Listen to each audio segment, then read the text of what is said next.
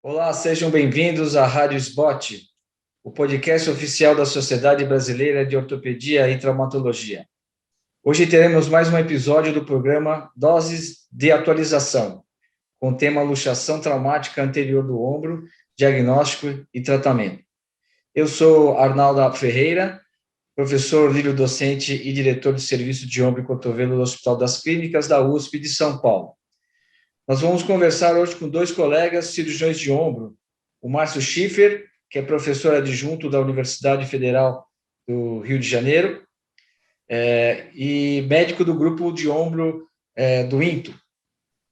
E o Breno Schor, colega também, chefe do grupo de ombro e cotovelo do Instituto Vita de São Paulo, e também foi coordenador médico das seleções brasileiras de judô e ginástica artística, e do time Brasil. O tema é bastante vasto, mas a gente vai conversar aqui com vocês a respeito desse tema bastante desafiador ainda hoje. Então, vamos lá. Vamos conversar um pouco com o Márcio a respeito da luxação traumática anterior do ombro, o diagnóstico inicial, quando a gente está em face um atleta, um esportista, ou então uma pessoa que sofreu essa luxação inicialmente. Qual que é a importância do diagnóstico clínico inicial, Márcio? Olá, Arnaldo. Olá, Breno. Prazer estar aqui com vocês, podendo conversar sobre esse tema tão frequente. Quero agradecer a SBOT aí pela organização e a SEC pelo convite. Muito obrigado. Então, Arnaldo, esse é o dia a dia do ortopedista, né? A gente, quando está na emergência ou numa clínica, no pronto atendimento, sempre recebe esse tipo de paciente com luxação traumática do ombro. O diagnóstico nesse contexto traumático de um indivíduo jovem, geralmente não é muito difícil, né? Ele acaba ficando mais difícil no paciente mais idoso, em que você já pensa num diagnóstico diferencial de fratura, na associação com as lesões do manguito rotador, mas no paciente jovem, aquele paciente típico, 18 anos, caiu no futebol, chega com o ombro abraçado junto do corpo, então esse é o nosso dia a dia, geralmente não é muito difícil pensar nesse diagnóstico. É importante, além de fazer o exame clínico no paciente, avaliar as estruturas neurovasculares, pulso, sensibilidade, enfim, estudar um pouco, avaliar clinicamente esse paciente do ponto de vista neurológico, já mandar esse paciente prontamente para as radiografias, fazer radiografias imediatamente para a gente poder confirmar o diagnóstico de uma luxação e o diagnóstico diferencial se tem fratura associada ou não. Muito bem, Márcio. O Breno, bom, o Márcio já deu uma pincelada aí na radiografia. Você acha importante? Muitas vezes a gente vê o paciente assim, a gente já bate o olho e está luxado o ombro. Tenta fazer uma manobra. Eu acho que é importante a gente fazer um diagnóstico por imagem, o mais simples possível. O que você acha? Obrigado pelo convite. Eu acho sempre importante a gente fazer um diagnóstico por imagem. As luxações anteriores são muito mais frequentes que as luxações posteriores ou as inferiores, mas mesmo assim, fraturas associadas não são infrequentes, fraturas do rebordo da glenoide, fraturas da tuberosidade maior, e a luxação anterior, ela tem um pico bimodal, né? Você tem primeira incidência muito mais importante entre 20 e 30 anos, e tem uma segunda incidência entre 80 e 90 anos, onde a gente vai ter uma dificuldade um pouco maior de identificar inicialmente pela faixa etária, que não é uma coisa que todo mundo lembra, mas a radiografia é fundamental para identificar a direção e as lesões associadas ósseas. Ok. Bom, feito o diagnóstico clínico, radiográfico, o paciente não tem nenhuma fratura, é o quadro típico da luxação anterior traumática do ombro. Como é que é o procedimento? Recentemente nós vimos futebol e outros esportes na televisão, atletas que tiveram um episódio parecidos, né, com luxação. Como é que é feita a tentativa de redução? Como é que é feita essa manobra? Como é que você faz, Márcio, esse procedimento?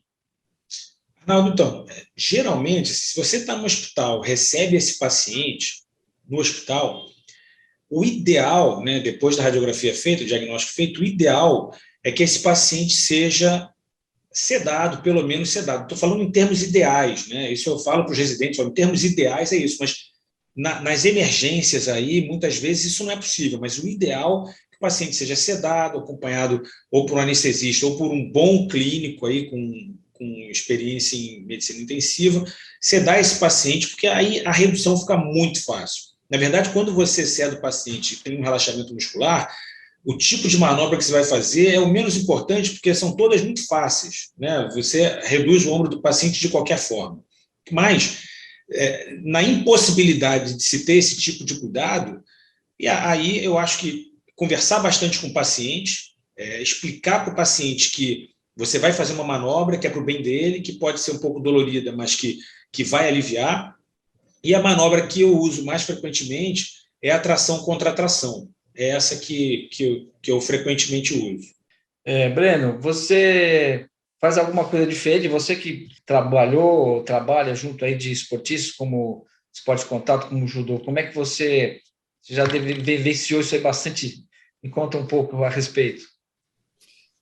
Em esportes, quando você tem atletas muito fortes, as manobras de tração e contratração elas são muito difíceis de serem feitas, pelo volume muscular, porque você tem um apoio na axila do paciente, duas pessoas puxando. Então, eu prefiro fazer a manobra de Sarra com elevação até o ponto neutro do ombro, onde você tem neutralidade das forças. Isso fica mais fácil reduzir nesses atletas. Mas eu concordo com o Márcio, eu acho que do ponto de vista ideal, ou uma sedação, ou às vezes uma infiltração articular com anestésico local também facilita muito a diminuição da dor e a permissão do paciente que você faça a manobra. Ótimo. Breno, aproveitando também, reduziu imobilização. E hoje existe uma discussão aí se você imobiliza do jeito mais confortável do paciente, ou então mobilizações já visando um tipo de tratamento, né, com a rotação lateral do braço. Né? O que você acha a respeito? E depois o Márcio pode também opinar a respeito e se é prática de vocês fazerem esse tipo de mobilização com rotação lateral. Arnaldo, essa imobilização com rotação lateral, que foi preconizado pelo ITOI, isso foi em 2007, 2006, no artigo inicial já mostra que não é fácil você ter uma adesão dos pacientes a essa imobilização, e as taxas de recidiva, quando você segmenta por faixas etárias, mostram que a literatura atual vem mostrando com outros tipos de tratamento, quer dizer, uma alta incidência de recidiva em pacientes abaixo de 20 e 30 anos. Então, a imobilização em rotação externa ou a imobilização em rotação interna, não acho que vai fazer muita diferença para recidiva a longo prazo. Foi o que artigos mais novos mostraram que não conseguiram reproduzir esses resultados do ITOI. O que é importante é a imobilização precoce. Isso tem se mostrado que quando você imobiliza nos primeiros dias, a chance de você ter algum grau de cicatrização dessas partes moles é maior, o que não é tão grande se você for olhar ao longo de 25 anos a taxa de recorrência dessas luxações. Mas eu imobilizo em rotação interna precocemente, logo depois da redução, por aproximadamente 3 semanas, para promover o máximo de tecido cicatricial e tentar diminuir a chance de recorrência. Você, Márcio, depois dessa imobilização em rotação, você tem alguma experiência em rotação lateral ou não, imobilização? Não cheguei a ter, Arnaldo, porque foi como o Breno falou, o primeiro trabalho do ITOI tinha um tempo de segmento 2 anos, era uma coisa promissora, você imobilizar em rotação externa, parecia que as taxas de recidiva seriam menores, mas o próprio trabalho dele seguinte, com 5 anos de segmento, já mostrou que as taxas de recidiva eram muito semelhantes. E outros vários artigos vem mostrando isso, né? Que a posição da imobilização e mesmo a duração, o tempo de duração da imobilização não afetam o prognóstico, né? As taxas de recidiva no paciente com luxação do ombro. Então, assim, a minha conduta é imobilização analgésica, né? Eu imobilizo o paciente por um período em que ele se sinta confortável usando a tipóia. Eu não peço para que ele use a tipóia por 3 ou 4 ou 5 semanas, eu simplesmente falo com o paciente, coloca a tipóia, imobilizo logo, né, assim que a gente atende o paciente, eu imobilizo o paciente logo, para que ele tenha conforto, e as medidas analgésicas, etc., mas peço para que ele use a tipóia durante o período em que ele necessite dela, o que geralmente é aí entre 7 e 10 dias. Geralmente o paciente não precisa mais do que isso em termos de analgesia. Ok. Continuando aí com o diagnóstico, nós sabemos que existem, lógico, lesões, não tem fratura, mas tem lesões ligamentares, lesões associadas aí ao trauma, né? Qual que é a progressão aí do diagnóstico, Breno? Se você continua, lógico, a fazer algum diagnóstico de imagem mais detalhado, e qual que é a conduta aí? Porque aí logo já temos aí divisões, né? Você deve tratar conservadoramente, o tratamento cirúrgico na primoluxação. Então, como é que é feita a sua conduta em relação às novas diagnósticos de imagem? Eu solicito rapidamente que seja feita uma ressonância magnética, aproveitando essa fase inicial, onde tem um sangramento articular, que vai servir também quase como um contraste, para a identificação da lesão de partes moles, extensão dessa lesão, e também identificação das lesões ósseas. Hoje, a ressonância ela é muito capaz de mostrar tanto lesões ósseas quanto lesões de partes moles, e cortes também mais finos da ressonância que são feitos de 1 milímetro também permitem que a gente veja lesões ósseas pequenas.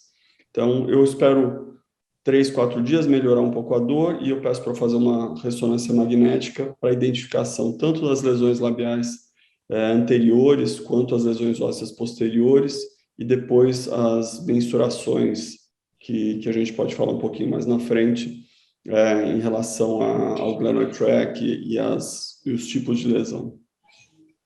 Márcio, o que você espera? Então, feito um diagnóstico, nós estamos falando daquela lesão de Bankart, que é a lesão que acontece na luxação anterior traumática. Qual é a sua conduta? Como é que você orienta esse paciente? Normalmente é um paciente jovem, pode ser um atleta ou um atleta amador. Hoje depende muito da demanda, da atividade. As pessoas querem saber se meu ombro vai luxar de novo ou se o ombro vai ficar bom com tratamento clínico ou tem o papel aí da artroscopia ou então tratamento cirúrgico na primoluxação. O que você pensa a respeito?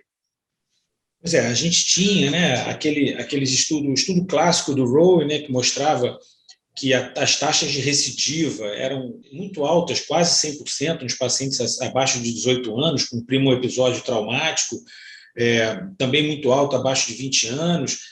Depois veio o trabalho do Rovelius, né, um trabalho de segmento de mais longo prazo, que mostrou que, de fato, as taxas de recidiva são altas, mas não tão altas assim. Existem pacientes que têm um primeiro episódio aos 20 anos, tem um episódio recidivante e depois estabilizam. Então, nem sempre o paciente que tem 2 vai ter 6 ou 7 ou 8, mas, de modo geral, a conversa com esses pacientes, quando são pacientes mais jovens, a conversa é por aí. Assim, eu acho que tem que ser explicado. Olha, você tem uma ruptura ligamentar, a ruptura ligamentar aconteceu, né?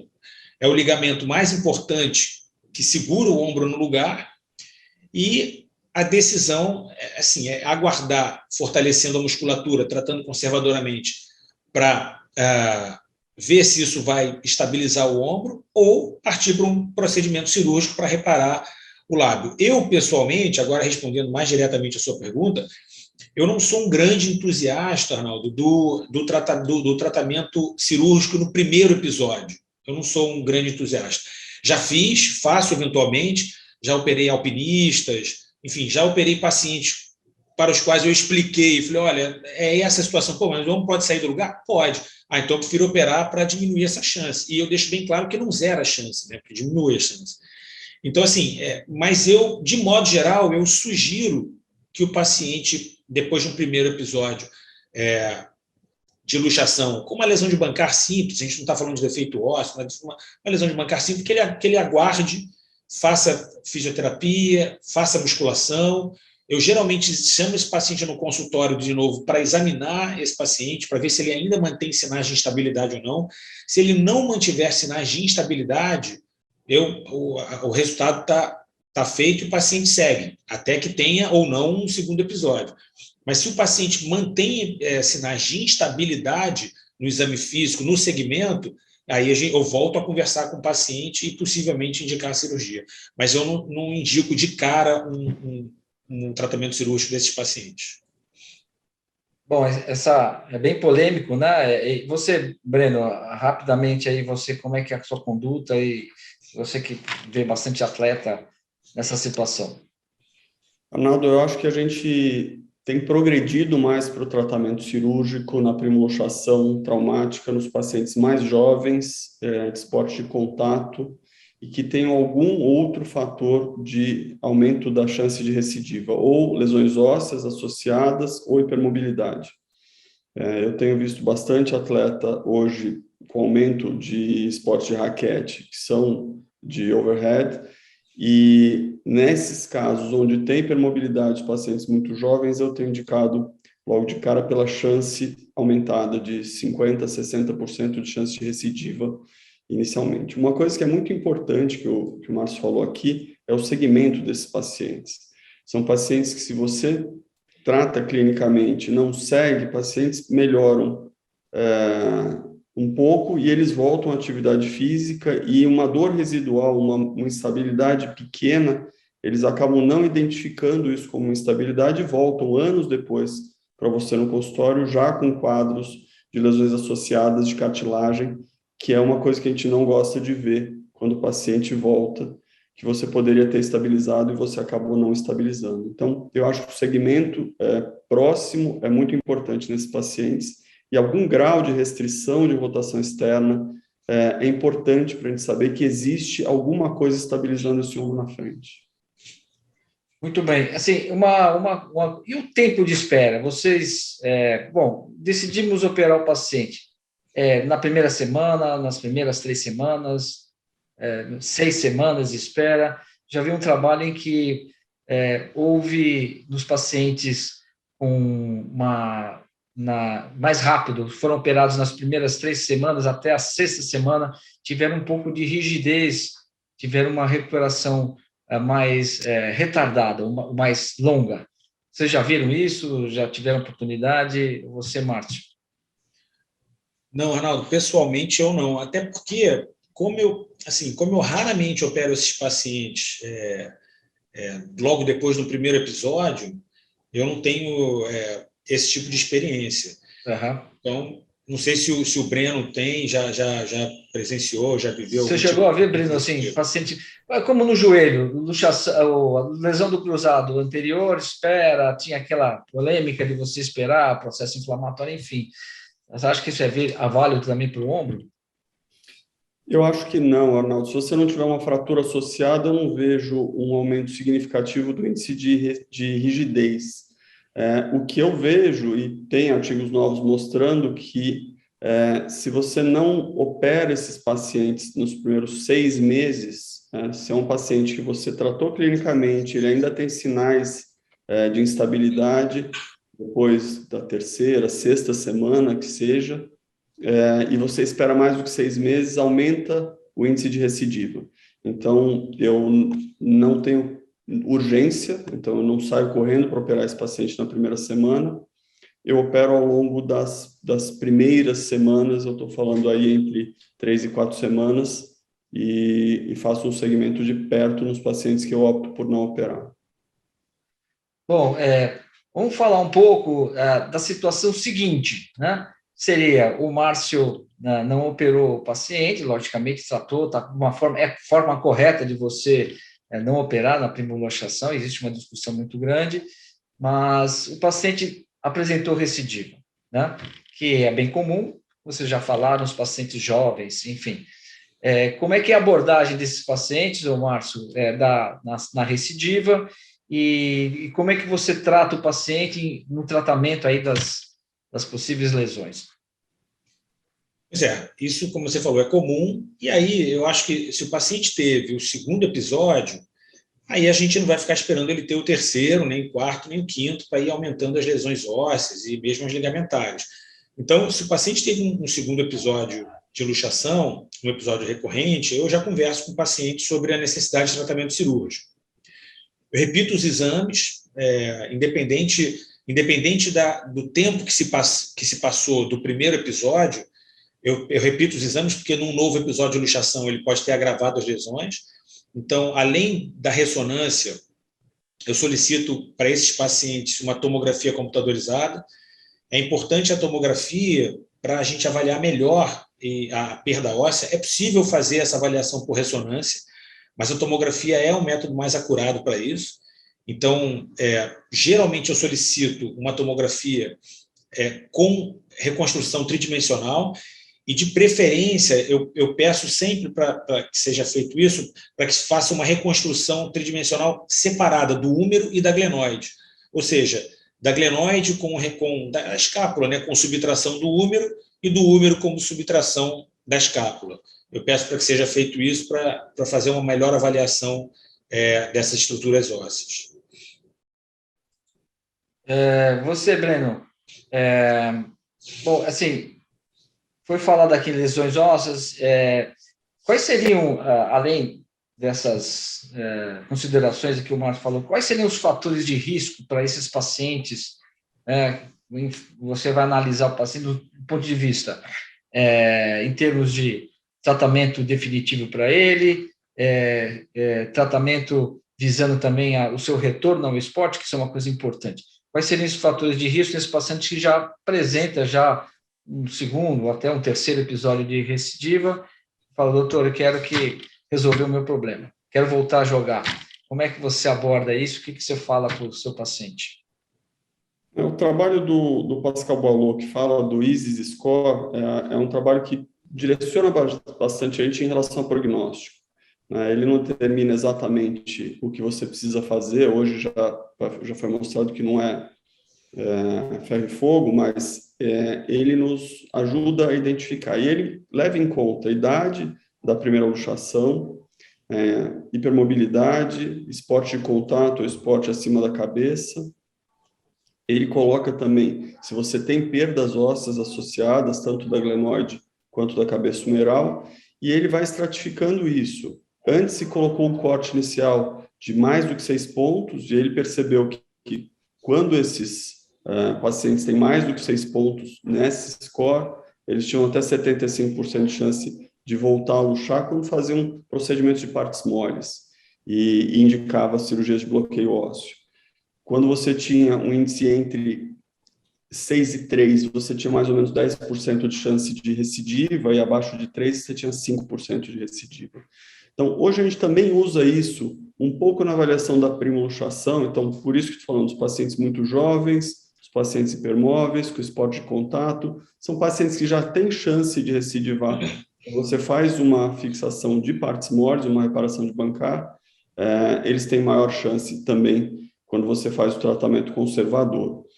Então, eu olho o ISIS como uma coisa que me direciona bastante, e existe uma gama grande de pacientes que não cabe nisso, né? Não são abaixo de 20 anos, que não são hipermóveis, que não fazem esporte de contato. Então, apesar de eu ser uma referência para um grupo de atletas, nem todo mundo que vem para mim é atleta e de alto rendimento. Então, não é todo mundo que precisa de bloqueios ósseos ou de cirurgias no primeiro tempo.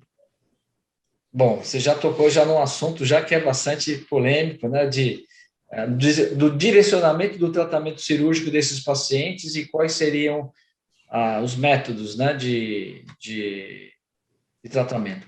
Márcio, bom, falamos aqui das lesões ósseas, das lesões, aí já estendendo, as lesões bipolares. O que é importante isso para você? E se esse é um fator determinante na sua conduta em relação ao tipo de cirurgia a ser realizada? Acho que Arnaldo, porque assim, se você tem uma lesão isolada, um Hill-Sachs isolado, se for um Hill-Sachs grande, mas com a glenoide com estoque ósseo preservado, você pode muito bem fazer uma cirurgia artroscópica, fazer um reparo de Bankart e fazer um remplissage desse paciente. Se a sua estrutura óssea for preservada e se o Hill-Sachs for grande. Se o Hill-Sachs for pequeno, você talvez nem precise abordar. Mas se o Hill-Sachs for grande, você provavelmente vai precisar fazer um remplissage. E se você tem um defeito, por outro lado, só glenoidal, um húmero intacto, se o defeito for significativo, você provavelmente vai lançar mão de uma cirurgia de Latarjet, e isso vai resolver o problema. Quando você tem um defeito bipolar, eu acho que isso exige mais cuidado do cirurgião, porque se a gente se atira a fazer uma cirurgia artroscópica nesse paciente para reparo artroscópico da lesão de Bankar, mesmo que associado a um remplissage, se você tem um déficit ósseo de um lado e de outro, pode faltar estrutura, pode faltar batente. E aí talvez a chance de recidiva, de falha do tratamento aumente.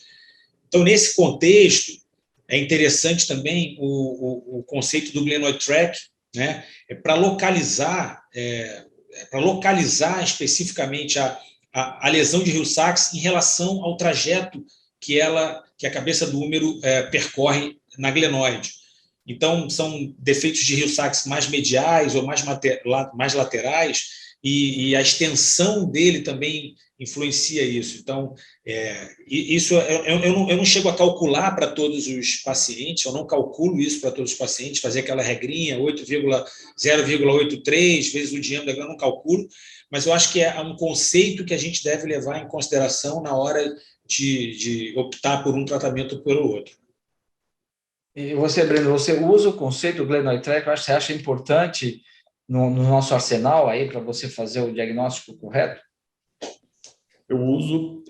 Hoje tem vários serviços aqui em São Paulo onde você, solicitando o exame de imagem, você coloca calcular o glenoid track, eles já te enviam isso. Hoje, por curiosidade, eu vi um site americano onde você coloca as medidas, ele já te dá a medida do glenoid track. Então, já ficou um pouquinho mais fácil fazer esses cálculos.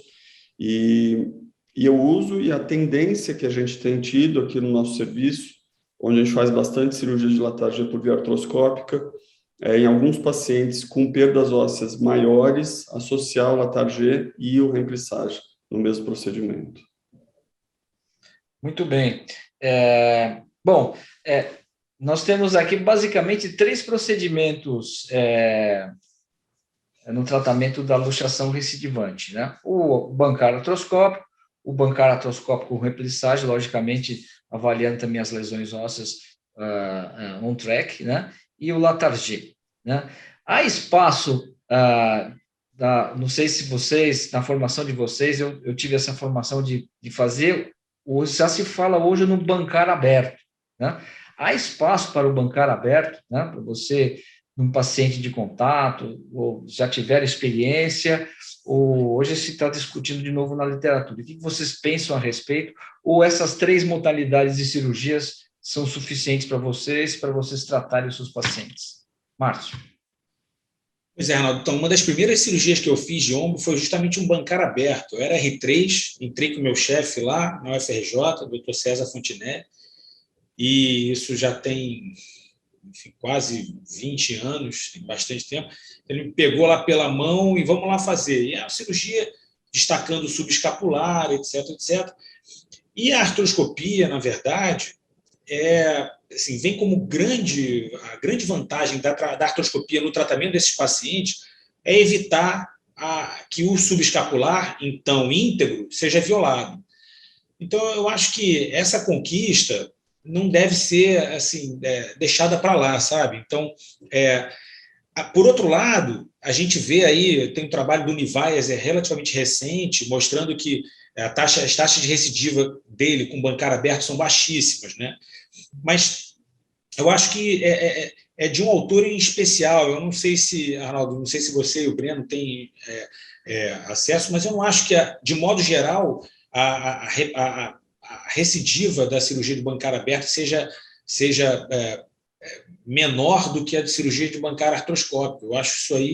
Eu acho que elas se equivalem muito, entendeu? Com a vantagem para a artroscopia de não violar o subescapular, com todas as complicações que isso pode trazer. Então, de modo geral, eu acho que essas 3 cirurgias que você elencou resolvem bem aí as instabilidades de ombro hoje, talvez acrescentando só a Eden e Binet, para defeitos muito, muito grandes, em que você precisa de um pedaço de osso maior do que o processo coracoide. Você, Breno, o que você acha? Você que faz bastante artroscópico, o Latarjet. Eu fiz bastante aberto também, com você no HC, e eu acho que o que muda da cirurgia aberta para a cirurgia artroscópica, na verdade, é o grau de agressividade que a gente prepara o colo da glenoide.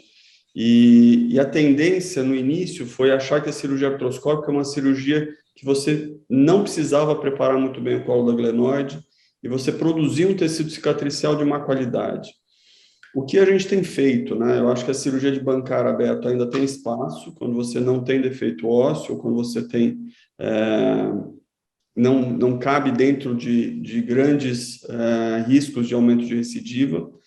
A gente faz, toda vez que tem uma má qualidade de tecido ligamentar anterior, de labrum e de cápsula, a gente parte para o bloqueio ósseo, por via artroscópica. A gente ainda faz bancária e reemplissagem, e a gente veio acrescentando uma quarta cirurgia, que é o Latarjet com reemplissagem em defeitos ósseos muito grandes, onde a literatura mostrou que mesmo nesses casos você pode ter subluxação inferior, ou o que o Pascal Boileau faz, que seria o Latarjet mais a capsuloplastia, quer dizer, a reparação de bancar com retencionamento da cápsula associado. Então, eu acho que se a gente não tem defeitos ósseos significativos, a cirurgia de bancar ainda tem espaço. Se você tem defeitos ósseos pequenos, o reemplissagem, a gente tem um trabalho no nosso serviço que mostrou a média de recidiva igual da literatura internacional, com segmento de até 7 anos, de perto de 10%. Isso é o que a gente tem visto, não muda muito em todos os trabalhos. E nos casos onde a chance de recidiva é maior do que isso, a gente parte para os bloqueios ósseos, agora acrescentando um pouco de reemplissagem nos defeitos muito, muito importantes. Voltando aqui às cirurgias, aí, então, logicamente, falamos aqui rápido nas 3 modalidades cirúrgicas que mais utilizamos aí na luxação recidivante. E qual que é, assim, o que vocês falam para os pacientes em termos de retorno? Porque esses pacientes são pacientes esportistas, né? Nas mais variadas graus, né? Em alto grau ou baixo grau de atividade. O que vocês façam? O que vocês conversam com ele em relação ao retorno do esporte? A experiência de vocês? Você, Márcio, qual que é a média do retorno desses pacientes e o que você acha a respeito? Eu sou muito conservador, Arnaldo, com a artroscopia, né, com o reparo artroscópico da lesão de bancar. Nesses casos, eu sou bastante conservador. Com esses pacientes, eu geralmente, para esporte de contato especificamente, não necessariamente de combate, mas de contato, futebol, enfim, né, esse paciente não volta antes de 9 meses na minha mão, eu seguro bastante. Agora, claro, ele vai nadar antes disso, ele vai correr muito antes disso, vai fazer musculação muito antes disso, mas esporte de contato eu seguro bastante com a cirurgia artroscópica de partes moles. Agora, no Latarjet, é totalmente ao contrário, né? Esse paciente fica muito menos tempo imobilizado, o osso consolida muito mais rápido do que o ligamento cicatriza. Né?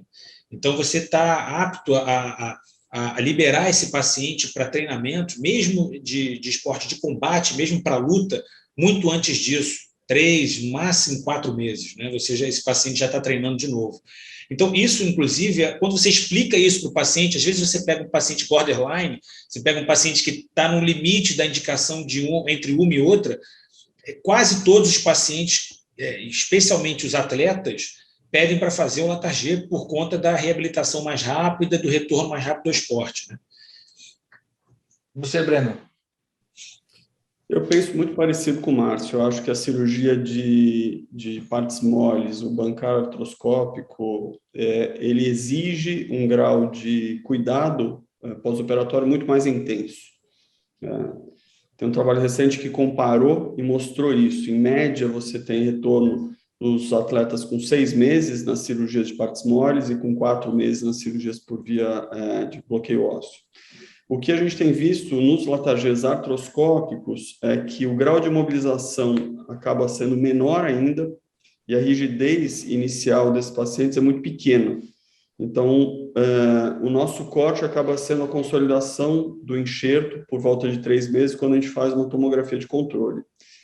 E o que eu vejo em todos os atletas de alto rendimento é que você começa uma reabilitação de todas as outras áreas muito precocemente. Então, quando ele está Com o enxerto consolidado, ele está praticamente pronto para voltar. Ele já tem um bom condicionamento físico, ele tem outras lesões que já foram tratadas, ele tem um fortalecimento do membro contralateral, ele tem fortalecimento de grupos musculares associados que não atrapalham na cirurgia, e daí em um mês você consegue liberar ele. Então, por via de regra, bloqueio aos 4 meses e cirurgia de partes moles na minha mão 6 meses. Muito bem.